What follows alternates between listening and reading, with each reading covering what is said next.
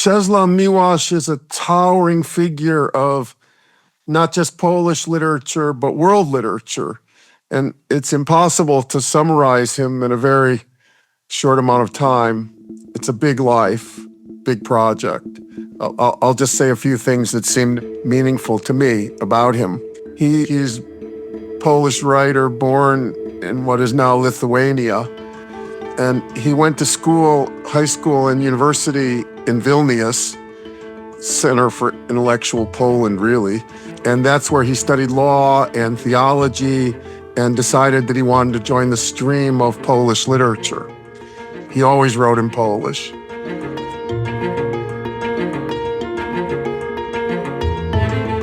In the 30s, he moved to Warsaw.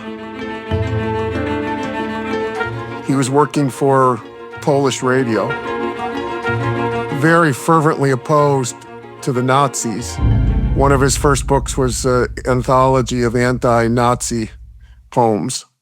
He was on the run a lot, hiding from the Germans and the Soviets. To understand his trajectory, it's important to remember that tremendous amount of suffering in Poland during the war and the destruction. 6 million people died, 3 million Jews. Miłosz always suffered from survivor's guilt. Right after the war, he published his book Rescue, a tremendous book of early poems in which he stripped down the language to something very simple and plain and beautiful. I especially love his poem Voices of Poor People.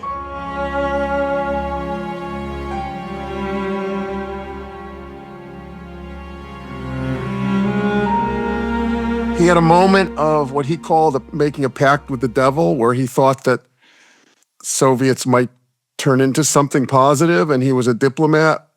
But he soon realized that this was an impossible dream, and he sought asylum in France.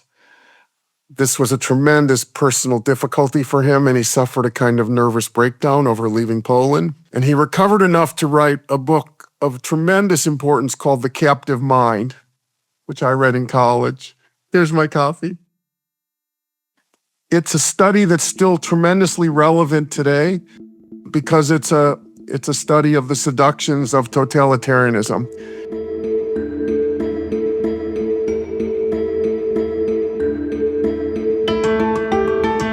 He first came into my consciousness when he came to the United States. He started teaching in the Slavic department at Berkeley. When I was 23, I discovered his selected poems. This is the book that was his first book that made an impact in the United States and an impact on me. The second thing was, while he was at Berkeley, he tried to cheer himself up and he wrote A History of Polish Literature. This is my copy. And from this history of Polish literature, that's how I learned everything. This was my portal. This was our portal. This is how I heard about Herbert. This is how I heard about Różewicz. This is how I heard about Szymborska. And this is how I heard about the generation before him, like a poet who's been important to me, Alexander Vaught. Miłosz's project of explaining Polish literature was also a project of how what happened to the poet in Poland was a laboratory for what happened in Europe and what happened in the rest of the world. And he had a series of Cassandra-like warnings about the ahistoricism of the United States, and he was shocked by the indifference of the US to what had happened in Europe. And he began to sound the cry, both in his own poems and in his writings about Polish literature and about literature in general. He gave a series of lectures at Harvard called The Witness of Poetry, in which he argued for poetry's historical importance and how poetry witnessed events.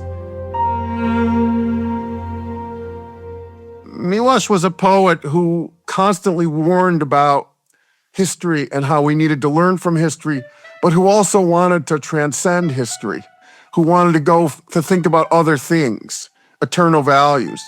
And this is where the wonderful poem Meaning comes in, that's featured in the film, because this shows the religious quest that's in Miłosz's work, his longing for something beyond, something that would make sense, some world beyond this world that would make sense of all the chaos, make sense of all the destruction, that something would suddenly come into order. And he had a tremendous longing, I'd say religious, I'd say Catholic, longing for this other world. But there's also a delicate skepticism in his work, a sense that maybe that isn't true, maybe there isn't this other world. And if that's the case, then the word, and the word of the poet in particular, will be a messenger of what we've suffered here on earth. And so here we have a poet of tremendous historical suffering who's also on a tremendous spiritual quest for transcendence.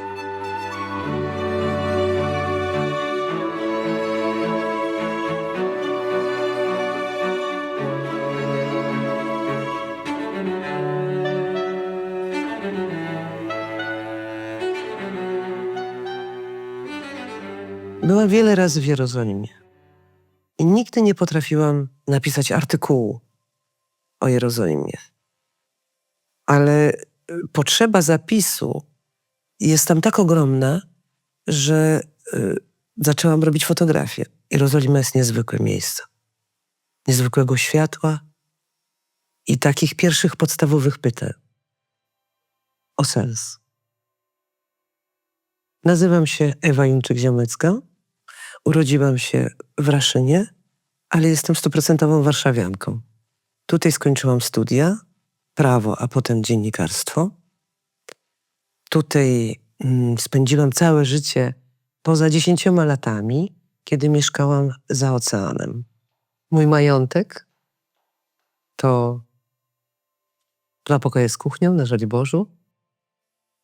Mój dorobek to moje dzieci i moi przyjaciele, świadkowie i uczestnicy mojego życia. Zarówno w Polsce, jak i w Stanach Zjednoczonych pracowałam jako dziennikarka. Obecnie jestem urzędnikiem państwowym. Zajmuję się m.in. sprawami polsko-żydowskimi. Kiedy spytałam jedną ze sprawiedliwych z wioski pod Lublinem, dlaczego narażała swoje życie, a także życie całej swojej rodziny, aby uratować jedną małą żydowską dziewczynkę w czasie okupacji, odpowiedziała jak poetka. Można tak żyć, że zostanie po nas jasna smuga albo czarna dziura. Program, który rozpoczęłam 3 lata temu, przywracanie pamięci o sprawiedliwych wśród narodów świata, jest zapisem tej jasnej smugi. Jest zapisem tego dobra, które się za tą smugą kryje. Praca wielu młodych wolontariuszy z Muzeum Historii Żydów Polskich, których zaprosiłam do współpracy, to jest zapis tej jasnej smugi. Wolontariusze nagrali setki godzin słów sprawiedliwych wśród narodów świata. To zostanie. Z wierszami jest tak jak z ludźmi. Niektórych zapamiętuję i przy mnie zostają, a niektórzy po prostu przechodzą obok. Ten wiersz przeczytany wiele lat temu został przy mnie. I jest. Czesław Miłosz, sens. Kiedy umrę, zobaczę podszewkę świata, drugą stronę, za ptakiem, górą i zachodem słońca, wzywając odczytania prawdziwe znaczenie. Co nie zgadzało się, będzie się zgadzało. Co było niepojęte, będzie pojęte. A jeżeli nie ma podszewki świata? Jeżeli drozd na gałęzi nie jest wcale znakiem, tylko drozdem na gałęzi? Jeżeli dzień i noc następują po sobie, nie dbając o sens, i nie ma nic na ziemi, prócz tej ziemi? Gdyby tak było, to jednak zostanie słowo, raz obudzone przez nietrwałe usta, które biegnie i biegnie poseł niestrudzony na międzygwiezdne pola, w kołowrót galaktyk i protestuje, woła, krzyczy. Nie wiemy, czy ten gołąb w ścianie płaczu w Jerozolimie, czy jest tylko gołębiem, czy jest znakiem. Nie wiem, co jest pod podszewką świata.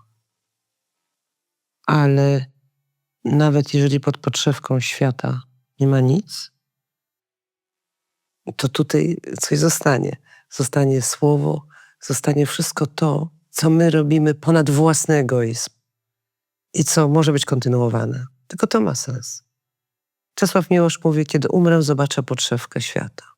Czy ona jest, czy jej nie ma, on już wie. Wie o tym Irena Sendler, wie Jan Karski i wie mój ojciec. Mój ojciec, który jest tutaj u mnie na fotografii w tym pokoju, obok mojej mamy. Mój ojciec, który nie doczekał otwarcia Muzeum Powstania Warszawskiego.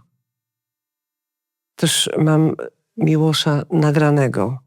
Dlatego te zapisy są takie ważne. Wtedy wiem, że nie tylko mogę słowa Miłosza zobaczyć, ale również usłyszeć.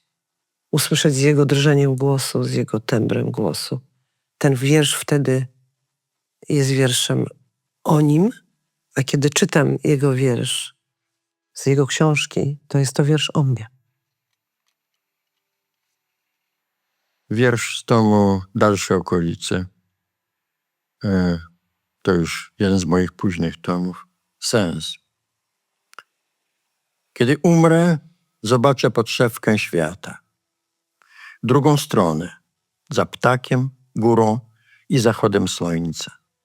Wzywające od czytania prawdziwe znaczenie.